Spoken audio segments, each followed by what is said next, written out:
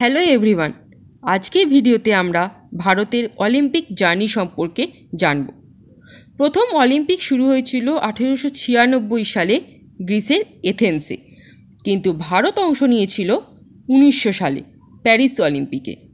সেখানে প্রথম ভারতীয় হিসেবে অংশ নিয়েছিলেন একজন অ্যাংলো ইন্ডিয়ান, তার নাম নরম্যান পিচার্ড। তিনি 2টো রূপোর পদক জেতেন। প্রথম ভারতীয় দল বা টিম হিসেবে অংশগ্রহণ করে 1920 সালে বেলজিয়াম অলিম্পিকে, কিন্তু ওই বছর তারা কোনো মেডেল জিততে পারেনি। তাই বলে ভারত কিন্তু আশাও ছেড়ে দেয়নি। এর পরবর্তী 1928 সালে আমস্টারডাম অলিম্পিকে, যেখানে ভারতীয় হকি দল গোল্ড মেডেল জেতে।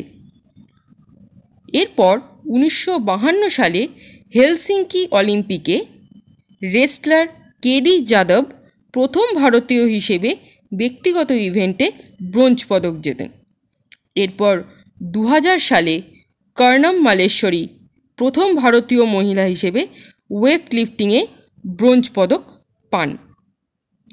এখনও অবধি ব্যক্তিগত কোনো ইভেন্টে ভারত গোল্ড মেডেল পায়নি, তবে অবশেষে ভারত কিন্তু গোল্ড মেডেল পেল 2008 সালে বেইজিং অলিম্পিকে শুটার অভিনব বৃন্দার হাত ধরে 10 মিটার এয়ার পিস্তল শুটিংয়ে।